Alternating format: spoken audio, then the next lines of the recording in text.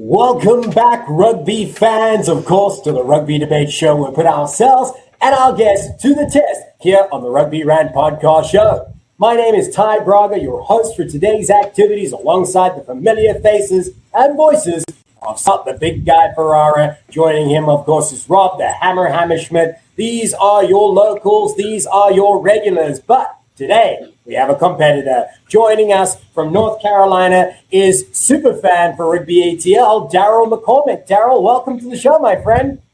Thanks, Ty. Thanks, everybody. Thanks for having me on. It's great to be here. Great to be with you guys. It's awesome to be able to have fans join us like yourself who are doing their part to be able to help grow the game we also love. And that's why we really had to bring you here to be able to try and take down Rob and Scott in this rugby debate, right? I'll give it my best shot. Hey, Darryl, I just want to make sure nobody's going to be strutting through your background, getting in bed in their skivvies, are they? No, Okay. definitely not. As you can tell, I am on the road, but I am by myself on the road. Okay, all right, cool. Okay. For anybody who's not able to see what we see, that probably sounded pretty odd. So let's return to the theme of the evening, rugby, right? So before we dive into that, also give a shout out to somebody important who helps us to be able to do what we do on a weekly basis for you as the fans, and that's canibrands.com. This CBD plant-based product will help you mend, heal, refresh, revitalize everything you need to be able to help you through your daily life. Whether it be the Can I Boost, which is my personal favorite because it's got that little bit of the caffeine kick to it that helps you get that extra pep in your step throughout the day. That there is really the trick to my success throughout the day, I can tell you that.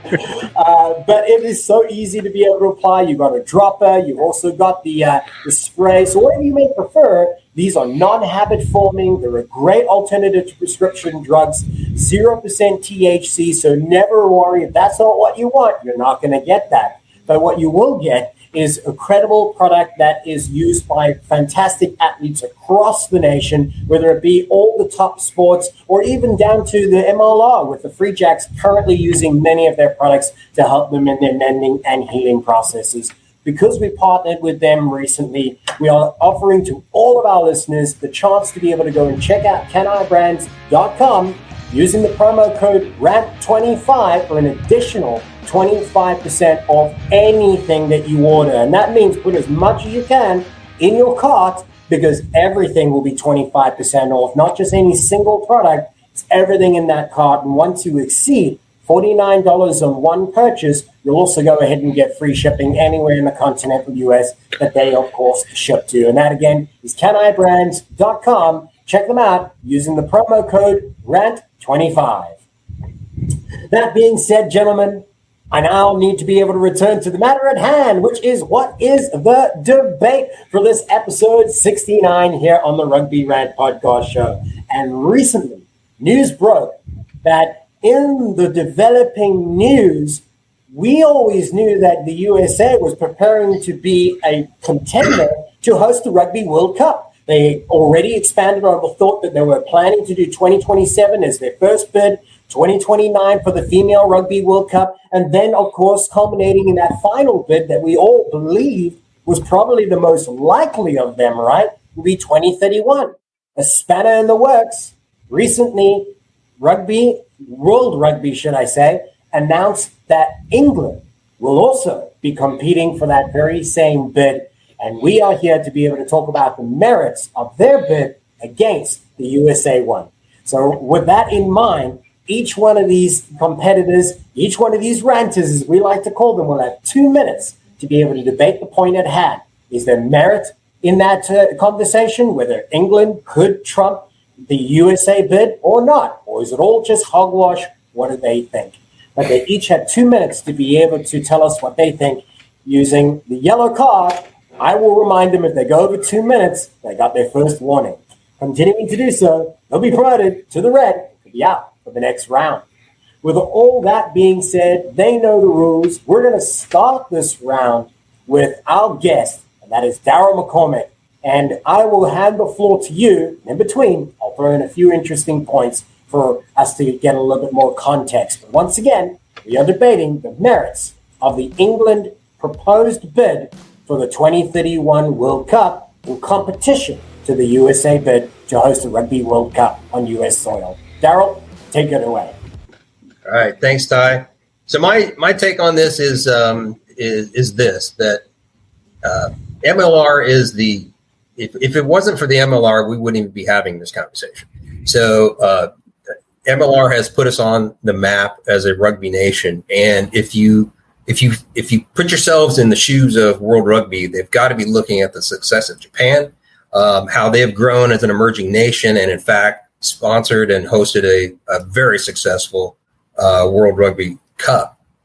And so it's got to be in their eyes, and so that puts us. If you look at the Japanese professional league, they're attracting some phenomenal players. I mean, Bowden Barrett in the prime of his career, away from Super Rugby. So they have arrived. They have plenty of financial backing. They have grown and emerged as a great nation. And that the world has seen that. And so my take is that World Rugby is also watching that, which to me means MLR is next. We're next up to bat. We have the opportunity to do the same thing. And that has to be an attractive package to World Rugby, is the fact that they have this new emerging nation with a massive audience out there in North America, not just the U.S., but also Canada.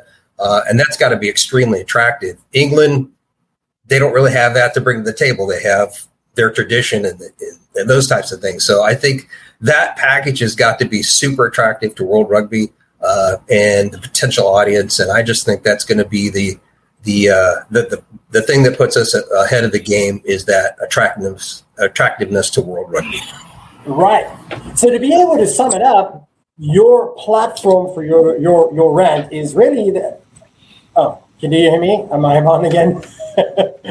So your platform to be able to build from there in that rant is the fact that the US has more to offer than England at this time, because it's got more room to grow. It's an expanding league. It's attracting attention from new markets, and itself is a new market. And who in any sport around the globe doesn't want to have an ability to tap into a sports-rich culture like the US is, where they know it's lucrative. They've got great examples of it. So yeah, there's more to gain by offering this opportunity to the US than maybe there is a little closer to home for them than if it were England, if I'm understanding your point correctly. Does that sound right? Yep, absolutely, 100%. I think that's a really, really good point.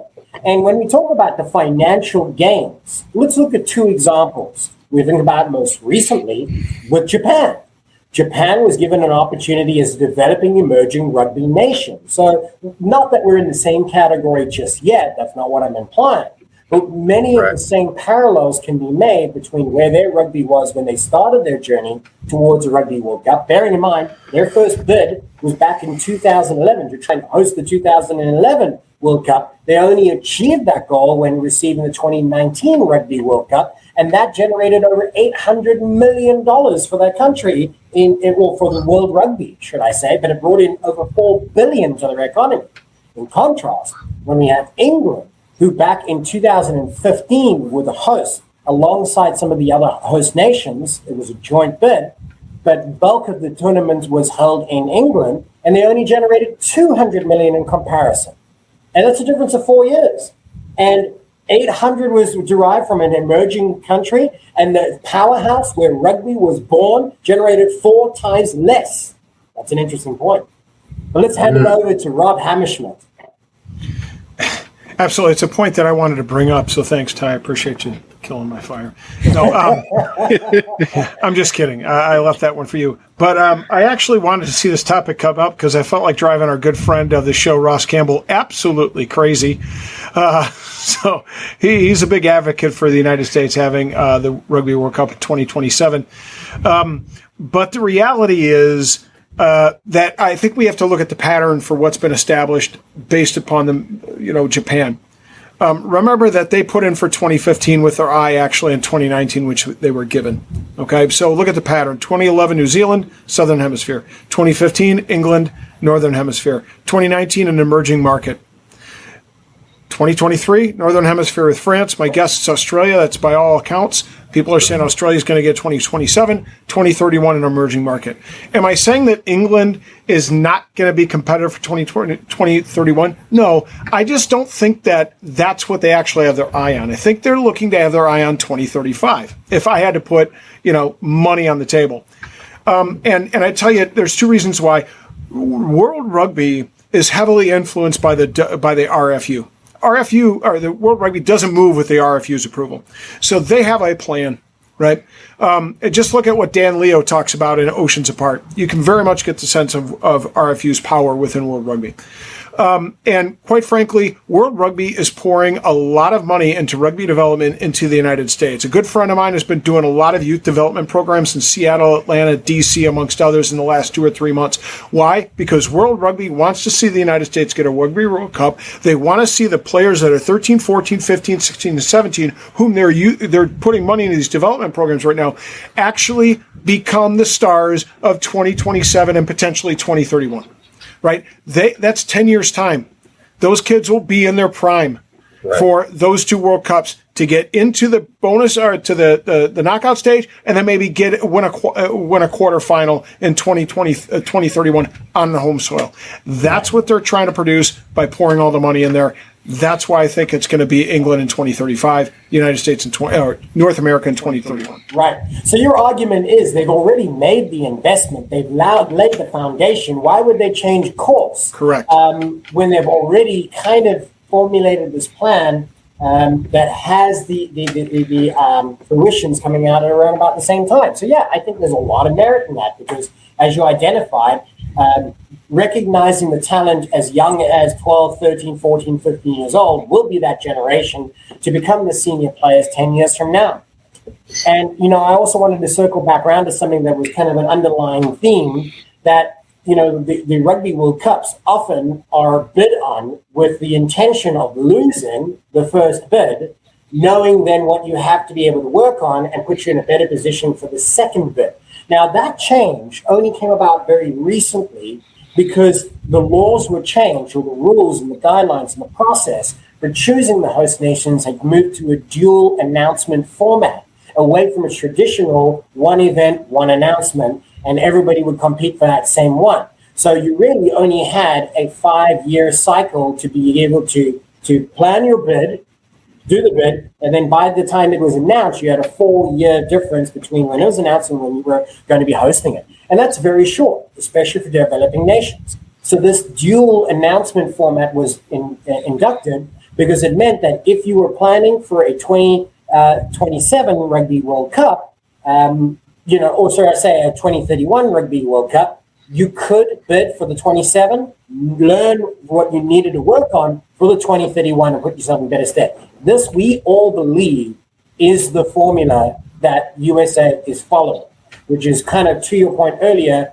that some people may recognize, well, why are we not accepting that 2027 could be the winning bid? Because the formula isn't designed that way, all right? And that would be my answer in short. It's not to say that it's definite. It's not to say that it will or won't be. But I think it's easier to recognize that why we are talking about 2031 is that it seems to be, by all rights and all those considered agree, the more likely bid to be successful for the US. However, on the contrast to that, England has not identified that they plan to do a 2035 bid yet. We only know the 2031 one. So, with all that being said, and offering a little bit of background and context, really great delivery from Rob and another great point made by him. Let's hand it over to Scott Ferrara.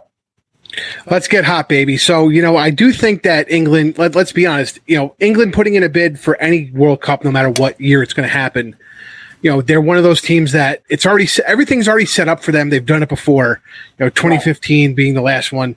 So it's not the hardest thing for them to do. Whereas, here we harp on it a lot.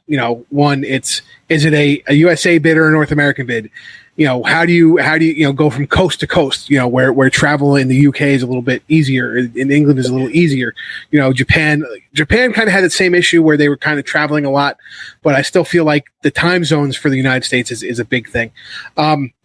what I think the RFU is doing is they have the understanding that Rob was talking about, where this upcoming one is France. The next one in the pattern of what we've been doing would be an emerging market, but we also know that Australia's hurting on the rugby front, right? So Australia most likely getting 2027, even though it's not the quote unquote emerging market like Japan and USA are. We know if the rugby quality is not there, if the fan engagement's not there in one of the tri-nations, we have an issue. And I think having a Rugby World Cup there can fix that. So I think Rob is right about this pattern. I think the RFU knows that. And the RFU knows that if you have emerging people like the US and Japan, what's going to happen, right? You have a USA Rugby World Cup in 2031, right? You get X amount of rugby fans, right? Now you have X amount of rugby fans from Japan from 2019. RFU gets it in 2035, 20 years after they got it in 2015, right? Which is a nice round number to begin with.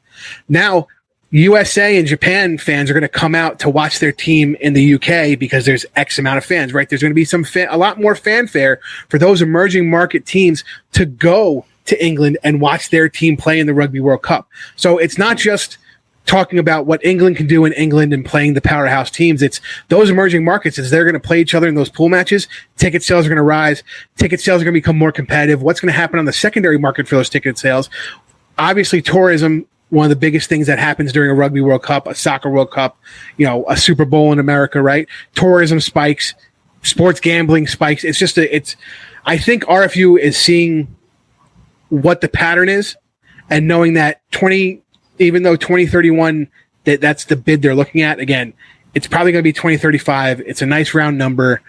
World Rugby, they know what they're doing. They can see the forest through the trees. I think it's a good idea. Right, and let's be honest, they all run in the same circles, those decision makers. So, this has probably been strategized for much longer than we all know.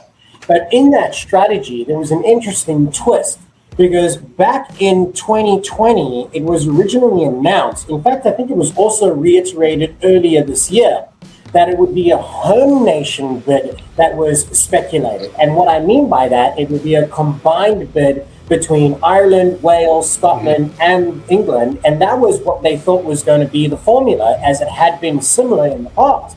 The unions are very close to one another. Geographically, they're easy to be able to get to. They do have the stable fan base, and it's an easy destination to get to. So on paper, great fit. However, the funding wasn't there because through the pandemic, all of them suffered, all rugby unions suffered. However, who comes out on top usually? The RFU.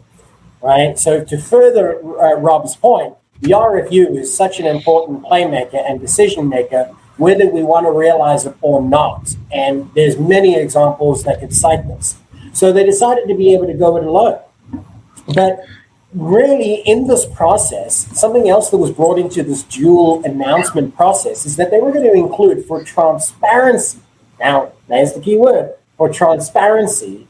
Because this was a criticism of past in the bid process that it was not very transparent, they brought in a panel that they would have a vote, and they would vote on what they believed their recommendation would be to be the host of the next Rugby World Cup. And then behind closed doors, they would vote again based on the advice that they received from this committee who evaluated all of the bids.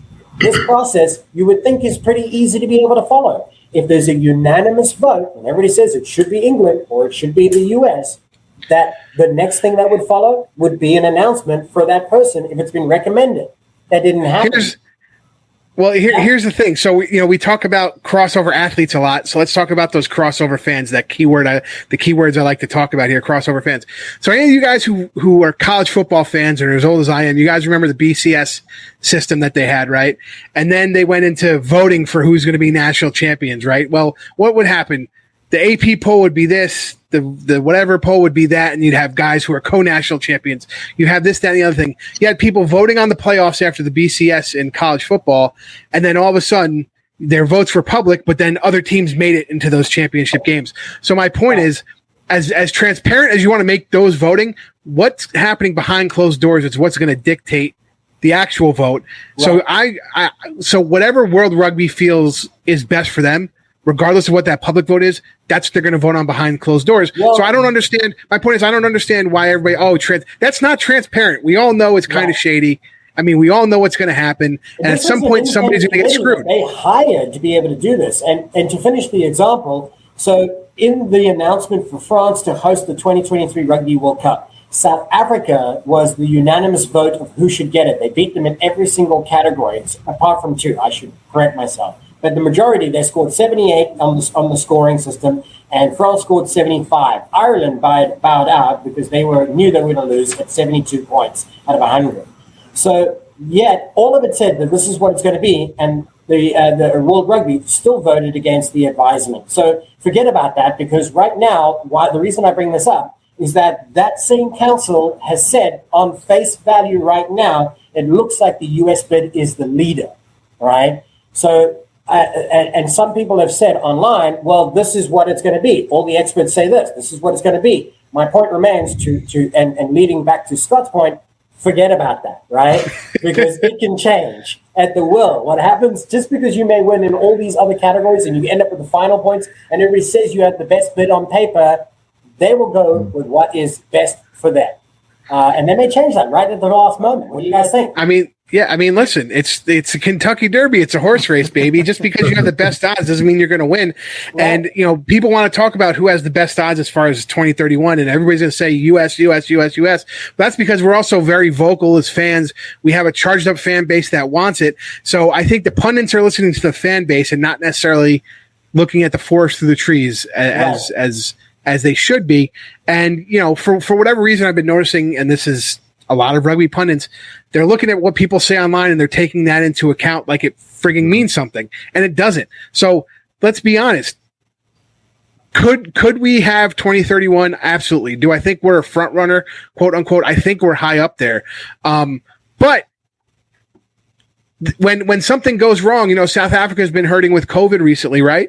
Their tourism's down, this, that, and the other thing. So maybe World Rugby steps in and says, well, in 2031, we have the Rugby World Cup there, because instead of having the emerging market, like I was talking about before, Australia's not the emerging market. Australia's the hurting market. And that's where exactly. And that's where they're looking to put it. So maybe they do that in 2031 because of South Africa's woes. Right. And I do agree that Australia is, for me, the most likely fit for a 2027 bid. And maybe we haven't properly addressed that. But to your point, yes, they're not exactly this rugby strong nation that they once were, but all the more reason they should get it, right? Because they are a critical partner to the success of the sport globally, and they always have been. And that leaves 2031 open for England, England and the US.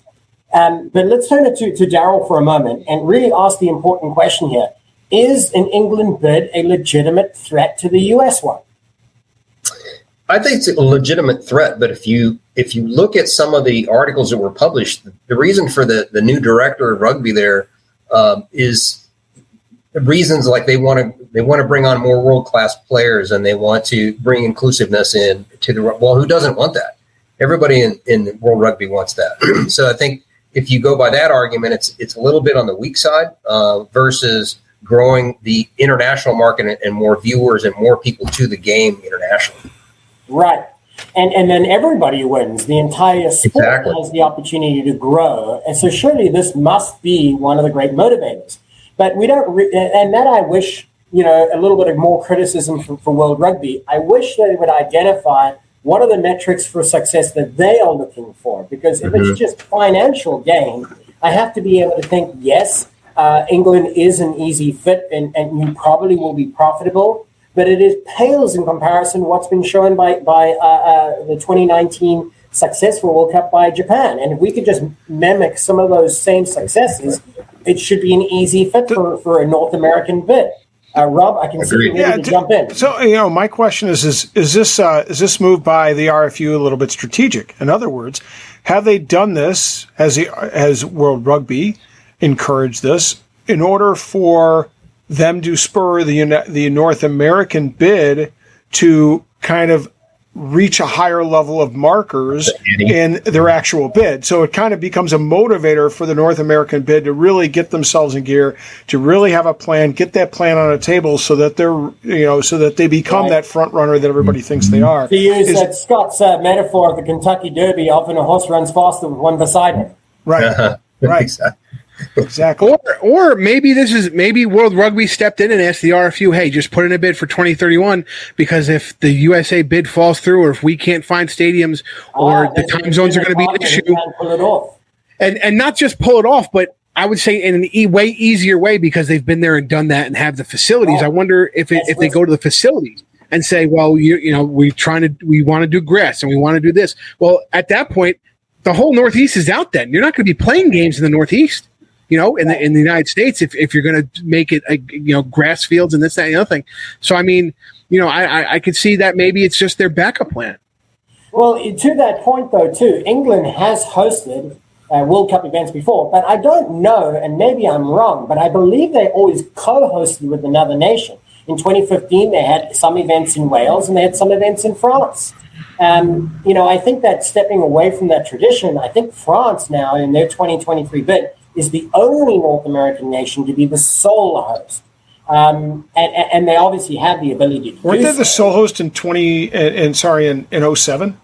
I'm not sure. I believe 1 or 2 games were played actually in England or possibly even Italy. We'd have to research that. But in regards to England, I certainly don't think that they've ever been a sole host. I know for a fact they had some games in Wales in 2015. So this might very well be their first time being the sole host.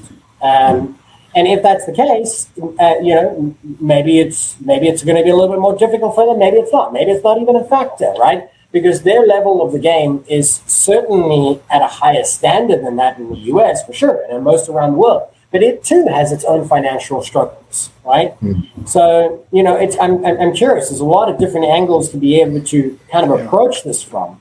Well, just ultimately, sorry, you wanted to be able to jump in. Go ahead.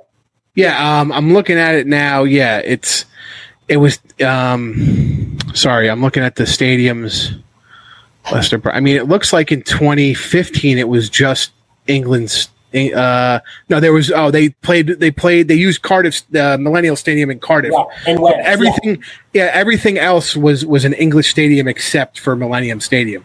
So I mean, right, because they needed a stadium of that size to host the finals and finals.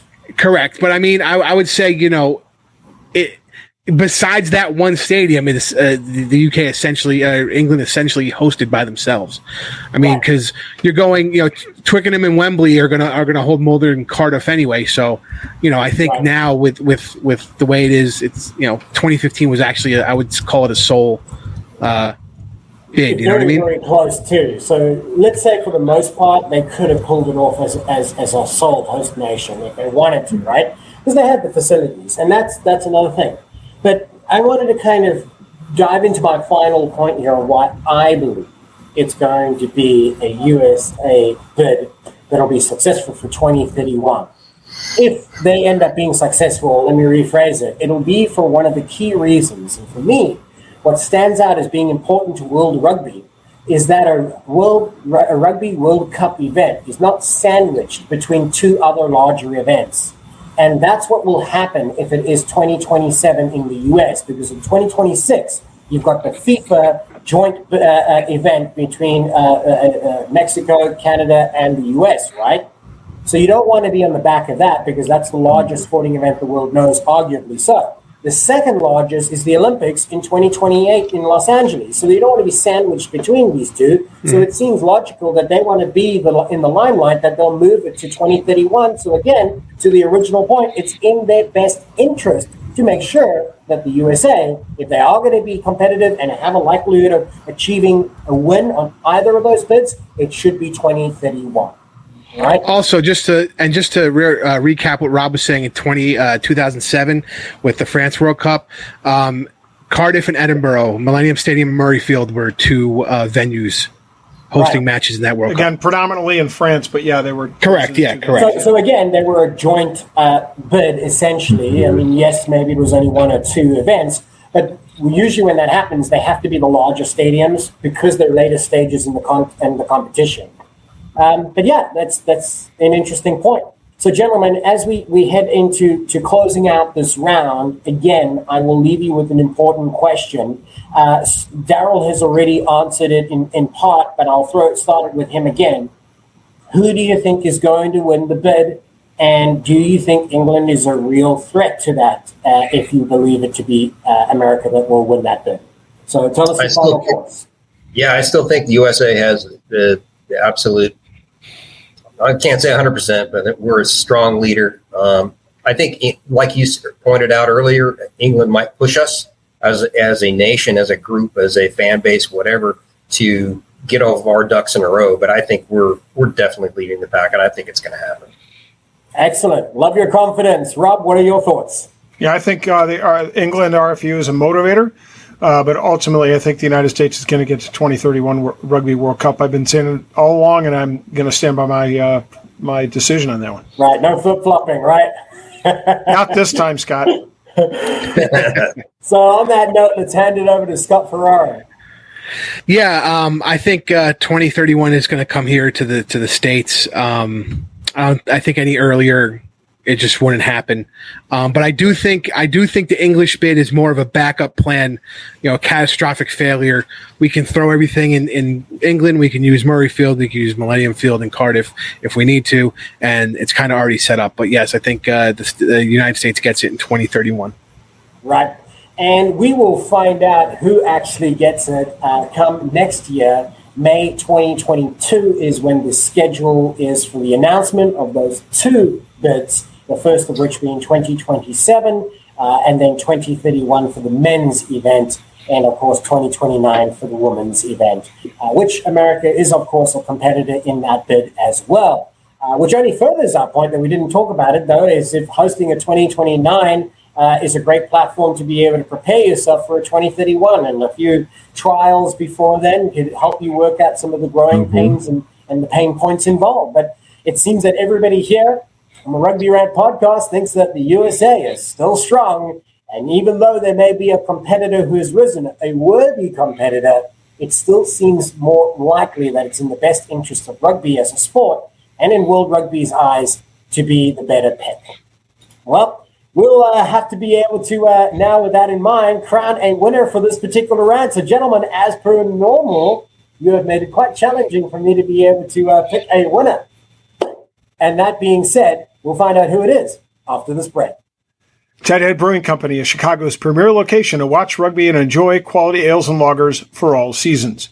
Located in Mundelein, Illinois, in the heart of Lake County, owner Brewster and the Tighthead staff will ensure that you are kept well hydrated so you don't miss a single scrum. Tighthead's tap room is like the familiar rugby clubhouse in which friends and teammates can meet, socialize, and enjoy the wide variety of brews on tap. And don't forget, a lot of things going on this fall at Tighthead. First of all, this year marks their 10-year anniversary of being in business. We have to throw a big shout out and celebration to Brewster and his group for being around and in business and producing great quality ales and brews for the decade. And we would also like to remind everybody that you can go and watch rugby all fall. We have the Premier Sevens. We have the HSBC Sevens. We, of course, have the Fall Internationals. The United States will be busy in October. And we have the Rugby Women's World Cup. So there's a lot of rugby to have to show at Tighthead. So, hey, Chicago, when you want rugby, Tighthead Brewing Company will satisfy your thirst. Tighthead, it's worth more than a try. So, we try and keep the lights on here. We have some great sponsors, and the through line with all of our sponsors is how they help push rugby, just like we create rugby fans one fan at a time here at the Rugby Rant. And one of our sponsors is Rugby Coffee. Now, me and Rob, this is another thing me and Rob war about. It's the two flavors. Ty has them right there, Jouet and crowd favorite. I'm a crowd favorite guy, the North American blend. Rob likes the darker roast. Has the rooster on it, though. So I'm leaning towards maybe Rob's swapping teams. But the Jouet has the darker breakfast. The Jouet is the darker roast, a little more robust flavor. But you know what? It's just great coffee. I've said it numerous times. I've bought this coffee with my own money, not just because they're a sponsor, but because they actually make great coffee. And 10% of all the revenue they got goes to youth programs in Canada and the United States. They're trying to go rugby in 2 friggin' countries at Rugby Coffee. Go to rugbycoffee.com to get your items today. I mean, fast shipping. I ordered mine. I think it was 5-day shipping out of Canada, which is probably the quickest I've seen since the pandemic started. But again, just great coffee. Great setup. I drink it every morning to get the big guy going. Check out rugbycoffee.com and help youth rugby. Does the little guy get going too? Just want to know. No comment. Welcome back, rugby fans, again to the Rugby Debate Show. We put ourselves and our guests to the test in this rugby debate format. And what did we talk about on this occasion in episode 69? Well, we were talking about the merits of the U.S. bid against the English bid for 2031 to host the Rugby World Cup. Is the England bid a real threat? Well, we all thought while it certainly is a credible force, the RFU backing it, certainly the credibility to be able to host the Rugby World Cup, as they have done in the past and could do again, we all believe that it's only going to be more fuel for the U.S. to step up their game, and that little bit of competition could certainly help elevate the quality of their own bid. But eventually we agreed that it's in the best interest of rugby as a sport and that of the World Rugby Organization to make sure that it comes to the U.S. to grow the sport just as it had done in 2019 with Japan as an emerging market. However, we need to be able to remind everybody that the purpose of this rant is to find a winner. So, with our competitors on screen, we had Rob Hammerschmidt, Scott Ferrara, and joining us for the first time was Darryl McCormick. Who do I announce as the winner today? It's going to be Rob Hammerschmidt. Oh, that's crap. That's crap. I think it was, you laid your rant down pretty well at the beginning by recognizing the pattern of the bids. I do have a tendency to be able to agree with you that it just, if you follow the same formula going back 20 years, it seems logical that it should make its way across to the U.S. in 2031. And it was a good foundation to be able to build your rant upon, and congratulations on the win. Thank you very much. I appreciate it. And I want to throw a big shout out to especially the big guy giving me this platform to have another successful Rugby Rant bid. And I appreciate the competitiveness of Darryl McCormick. It's always a pleasure to have him on. I think we have to rethink some of this. I have to remind everybody what NOLA actually stands for. Yeah, no one likes Atlanta. No one likes Atlanta. I think we have to rethink some of this because, when Ty's not here as the host and the big guy's the host, he loses an opportunity to win the rants. I mean, I think it's BS here. Yeah. Well, you can't. How many wins? What's your win ratio? I think you're still on top. I'm still like 2-1. Or another way of thinking about it is, the big guy takes the mic voluntarily because he's afraid to go up against the hammer one more time. That's ridiculous. You're just a mush mouth. It's okay, though. And that's exactly why we do this each and every week here on the Rugby Network. And you can, of course, continue to be able to enjoy rants like these that have no point at all. But they seem quite entertaining in between a little bit of banter. And that's what rugby is halfway about. It's the banter between friends, right? And, of course, you can follow that each and every week under the handle at Rugby Rant Pod. For more great content online, on social media, follow us under the handle at Rugby Rant Pod. Or alternatively, continue to watch us here on the Rugby Network, where there'll be a new episode dropping every Friday, where we will find another opportunity to pin these guys against each other with another great guest joining us in the next rant. But talking about guests, we need to be able to hand the mic over to Darryl McCormick. Thank him for joining us here. And it is a bit of a tradition, Darryl, to be able to give the mic to our guest for a moment to send a shout out to anybody she thinks is important, or a special cause you think is worth drawing attention to. And I know we just kind of threw this at you now, so whenever it comes to you, here's your opportunity, my friend. Take the floor. Awesome. Thanks, Ty. I appreciate that. Well, kind of what I wanted to bring up is I'm a recent transplant to North Carolina. And after arriving, realized there's a really, really strong rugby community in both Carolinas, North and South. And that drove me to create a Facebook page that's it's for my boys in Rugby ATL, but with a Carolina twist. And there's quite a bit of activity going on in the Carolinas. I believe there is 4 or 5 MLR draft candidates from the Carolinas and some universities there. So I just thought I wanted to get involved with that and my little way of contributing as a fan. And so I'm pretty excited to that. So everybody check it out at Rugby ATL-Carolinas and check out the Facebook page. Excellent. And that's what it's exactly about. And you're personifying exactly why we do this, is to be able to help rugby grow one fan at a time. And thank you very much for joining us here. Once again, you have been watching the Rugby Rant here on the Rugby Network, and we will continue to be able to share more of this each and every Friday, so make sure that you tune in for more. And my name is Ty Braga, the host of today's activities, alongside Rob, the Hammer Hammerschmidt, Scott, the Big Guy Ferrara, and Darryl McCormick. We thank you for watching this episode, and we will see you at the next.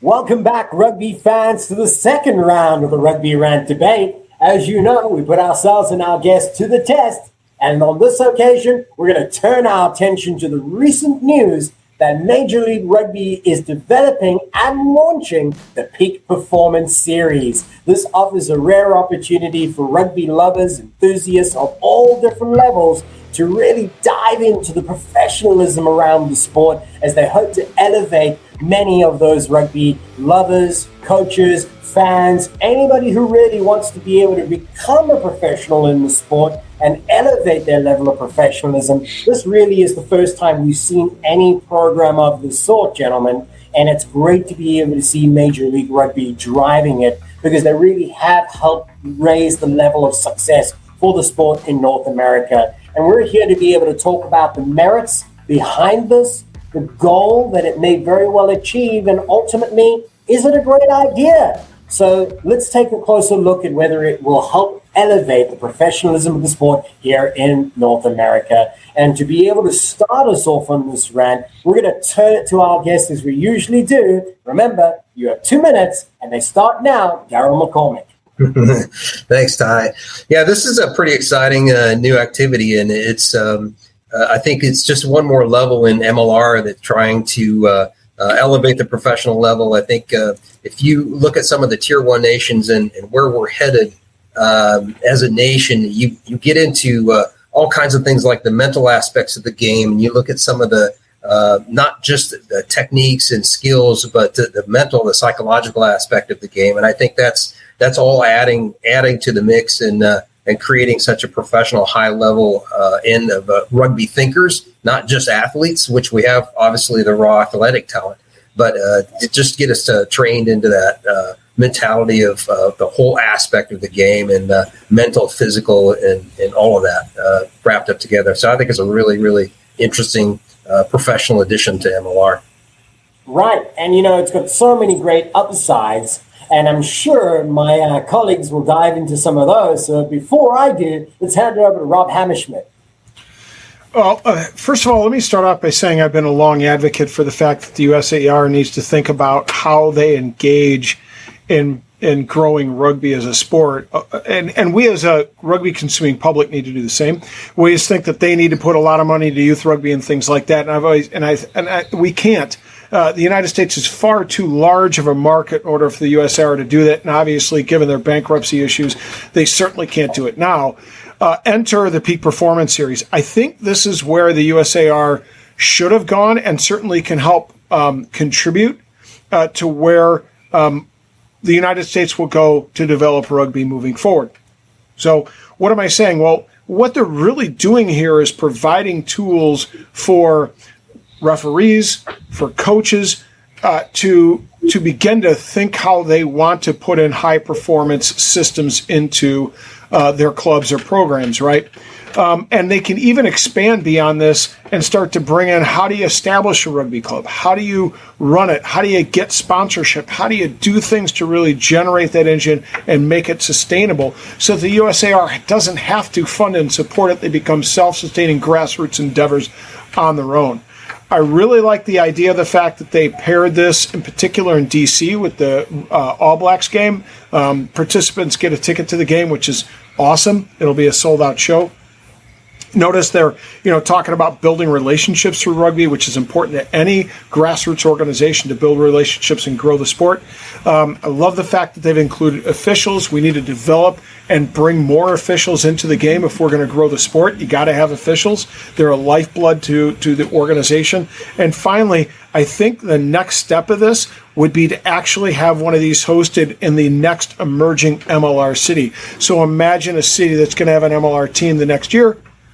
they host one of the legs of this endeavor to engage the grassroots organization in that city and prepare them to go into year 1, 2, 3, or 4 with that MLR team. That's the way to grow the sport. I love everything you said before the 2 minutes and after it as well. So I'm going to give you the yellow, but I do like what you said. So let's kind of rewind a little bit. I went over because what I said was so damn good. Let's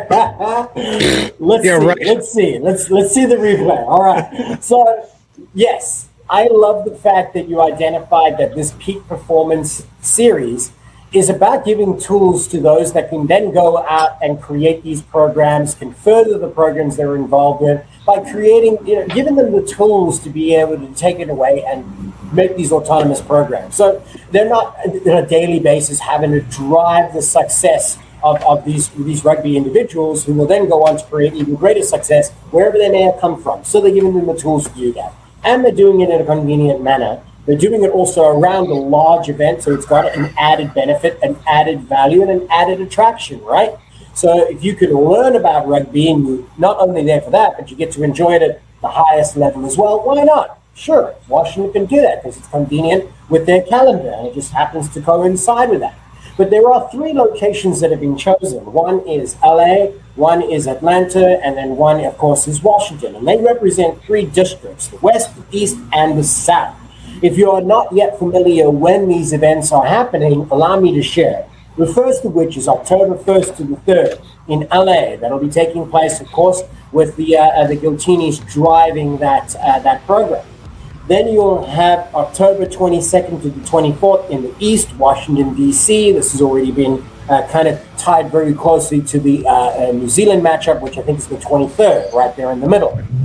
And, of course, D.C. being so heavily connected to Old Glory, D.C., they're going to be driving their peak performance program with their coaching staff there.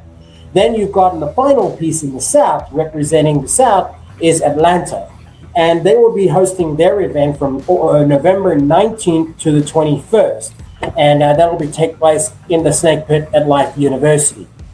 What a lot of this will include, and I want to make sure that this is clear, that you're actually getting MLR level coaches coaching them on the business of rugby, right? And in addition to that, high performance athletes, how to manage them, how to be able to handle their recovery, and all aspects of turning the game that you love from amateur to potentially reaching semi-pro levels or even greater levels than that, hopefully eventually. So it's very important. And the first time that it's been done in this format, and a lot of people may argue, well, this is the responsibility of USAR. Rob already pointed out, sure, maybe you're right, but they can't do it. And they've proven that. So thank you very much for summing it up very well, Rob, and giving me the opportunity to add some context. The floor is yours, Scott Ferrara. So we're still cooking. So, I mean, I think the 2 biggest deficient parts of rugby in the United States are American coaches and American officials, right? I think we could all agree on that. And Rob is right. Everybody keeps pushing this youth aspect. But what can we do now to help a coach move to the next level and help his players move to the next level? And that is doing these peak performance meetings, MLR game documenting, match analysis, tactical understanding of the set piece, strength and conditioning sessions, recovery. This is one that's interesting. The discipline process, how to discipline your players. What's the process like? And then you know what else? You have guys like Stephen Hoyles, Alex Cobracero, Callum Gibbons, Scott Lawrence, Marquise Goodwin on the officiating side, all presenting. And, I think this is the way forward. One, it's showing that the MLR is taking a step to try and build professionalism within their own organization, right? And when I say that, I don't mean professionalism as far as the performance of the actual rugby. It's beyond that. It's the organizations. They want each organization to take a step up, professionally, and having these meetings show that they put faith in Rugby ATL, OGDC, and LA to say, we want these guys to teach coaches and officials how to do it properly. The second thing, for $400, you're getting the hotel, the flight, and 4 sessions worth of work, 2.5 days. I mean, with an MLR club in their facility, if you are looking to take your club to the next level, take your school to the next level, take your youth program to the next level, learn how to expand your knowledge of rugby as a coach or an official. $400 for this thing, man, that's pennies, in my opinion. Right. What do you say to people who think that it should be free? Why charge? Listen, it's also a business, though. Again, the MLR isn't USAR, and MLR needs to make a profit here. And to be honest, it's just like every other sport in America. If you coach youth football, I have to get certified with USA Football for a certain price, and then I can go attend different meetings for certain prices. They don't just say you can be certified to coach kids playing youth football, and that's just not how it is here. So I think, again, $400 for what you're getting in those packages is pennies on the dollar. Well, and not to mention the fact that who's likely to pay for that. I mean, if you run an organization, a large youth organization, it should be the youth organization's interest to send a coach to that endeavor so they can bring that knowledge back to the club. That's number one. Number two, I think moving forward, the league can be a little bit more strategic about when these happen, right? So that there's added value at each point. I mean, imagine this. Imagine next year that in July, when we have our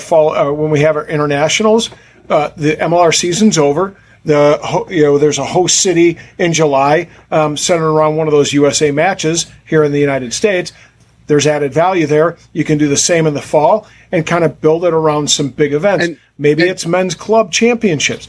Maybe it's the national collegiate sevens. Maybe down there in NOLA. Mm-hmm. I mean, there's a lot of ways you could go with it to build in the value and allow for a lot of networking to take place. And here's the other thing, and just to clarify the pricing, the $400 is also flying you in and giving you the hotel. If you're local, it's only $200. It's half the price. So really, half of that price is to fly you in and have the hotel for 3 days versus the local, which is $200. I'm glad you added that part because I didn't realize it included the flight. Yeah, it includes the flight and the hotel for $400 if you're not local. If you're local and can drive there or get yourself there or whatever you need to do, it's $200 for the session. I got to say, Gilly can afford to send the three of us out there. Pick up the tab for the whole thing. That's not a bad proposition. I like the idea. And of course, it's all about what you gain in it. And you spoke about the word you threw out a couple of times was value. So let me turn it to Darryl for a moment. Do you think there's enough value in this that it's going to be attractive to the average rugby coach to be able to say, okay, a high school rugby coach might very well be able to attend this and gain value out of this experience?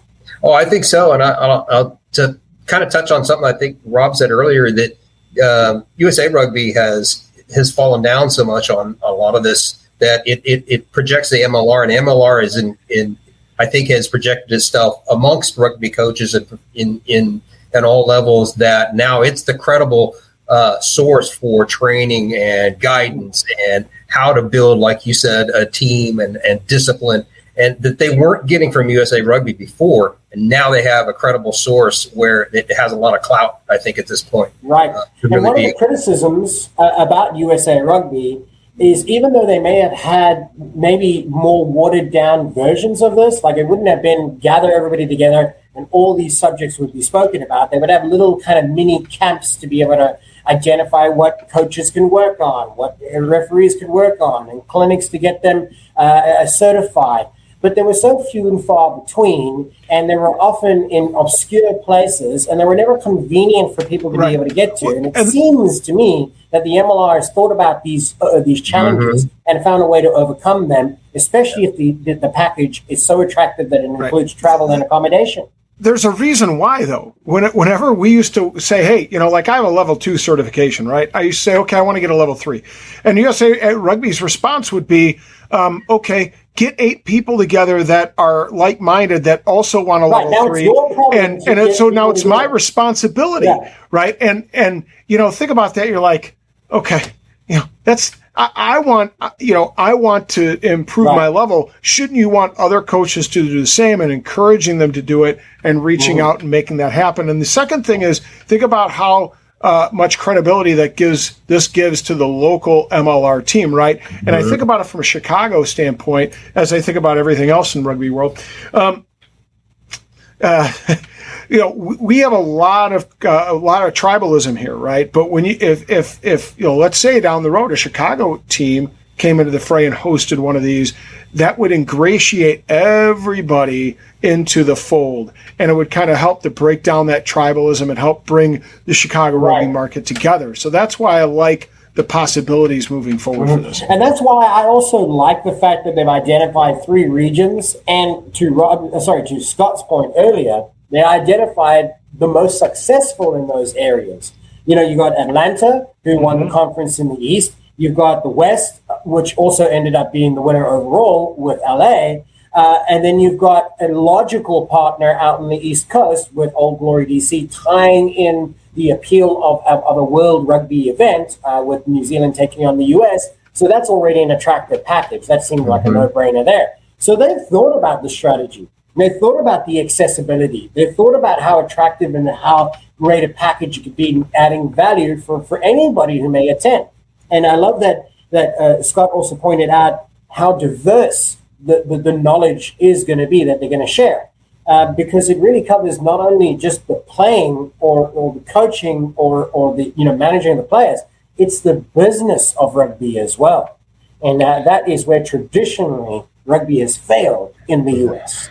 And I think also one of the biggest things they're going to do is they call it field sessions with the team. I think that's more of what they're going to do is they're going to teach coaches how to set up practices. And I think that's the biggest fault in just about every youth coach who's starting out is they don't know how to set up a practice for whatever sport they're doing. And there's really not a guideline unless you know somebody who knows what they're doing. And sometimes it's few and far between if you're stuck out there doing a youth program and you don't have any help. So, I think it's a really good point. I want to give you some credit for a moment on that, because it brought something to mind here that is important. And we might, so far, we've spoken about how a rugby coach can gain value from this. But what if they're not already a coach? Like, they might not even realize, how do you even get a team started? How do you get 15 guys on a rugby field, right? How do you get everybody together? How do you navigate the licensing? How do you navigate getting them registered as players? How do you create a team? So I hope that they included from that, because we might have even overlooked the obvious and just assumed that they're already involved in this. So I think it's well worth mentioning that if it does include that from that true grassroots level, because that's where you're going to grow, not only do you want the programs that are already in place to become better, but you want new programs popping up all over the place. Whether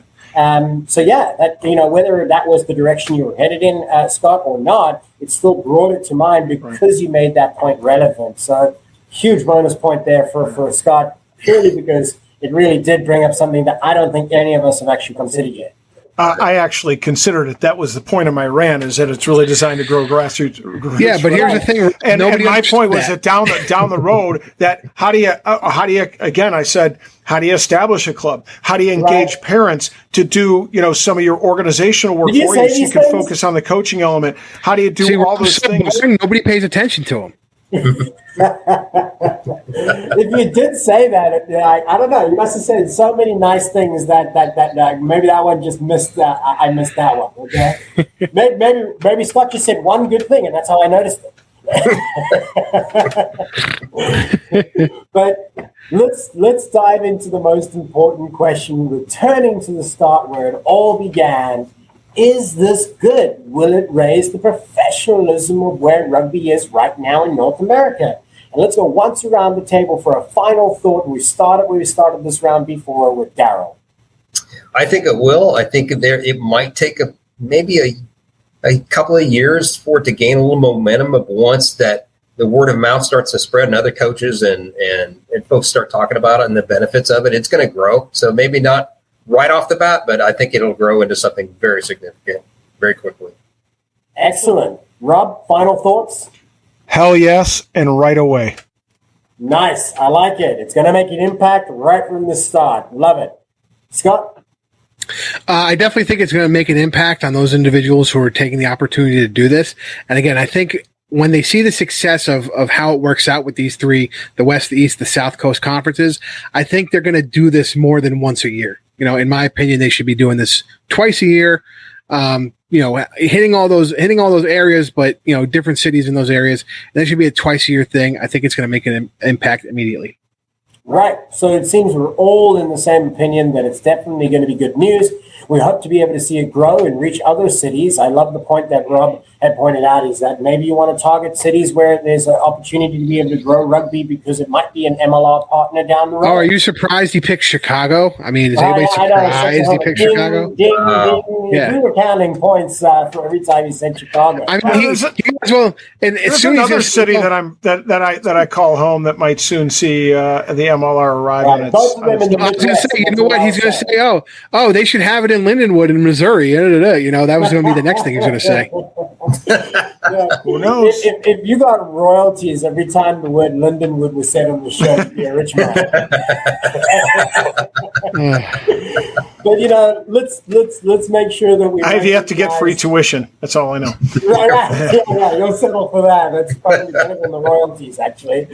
But let's settle something here. As we do in every episode, we need to crown a winner of this rant.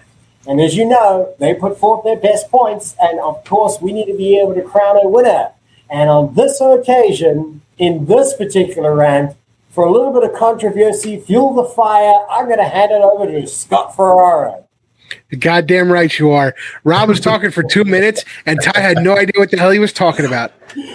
No.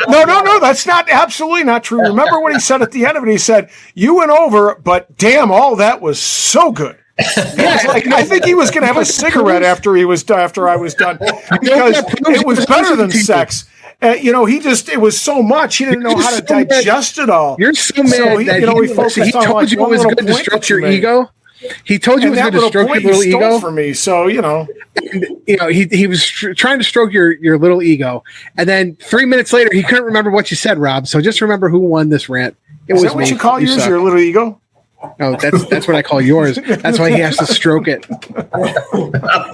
But again, on an awkward note, you have been watching the Rugby Rant podcast show where, of course, we put ourselves and our guests to the test to debate the matters at hand. This time around, we asked about the merits behind the England bid to be able to compete against the 2031 bid for the US. We, of course, covered that in the first part. Rob Hammerschmidt took the win on that round. Then on the second round, it was handed to Scott Ferrara for his points about the peak performance series. Again, we'd like to be able to take an opportunity to thank our guest, Darryl McCormick, for joining us. And, of course, you can find him online on social media through the Facebook page. Again, remind our viewers, where can they find you, Darryl? It's Rugby ATL-Carolinas. Fantastic. Growing the sport one fan at a time, and you are doing your part as well, and we thank you for that. And, of course, as a Rugby ATL fan, you're definitely in the neighborhood, so the Carolinas make sense, right? Absolutely. So once again, thank you for watching another great episode here on the Rugby Rant podcast show, where you can continue to get more great content each and every week by following us under the handle at Rugby Rant Pod. And you can see us on Facebook, Instagram, TikTok, and everything in between for more content each and every week. Alternatively, make sure that you follow us every Monday evening for a run, pass, or kick interview where we will put another rugby insider to the test as Rob Hammerschmidt as the quiz master. And Scott Ferrara, again, will always, as per usual, be backing us as producer as he does so each and every week. And we thank you for joining us here on the Rugby Rant. My name is Ty Braga. On behalf of Rob Hammerschmidt, Scott Ferrara, and, of course, Darryl McCormick, we thank you for watching another great episode, and we will see you at the next.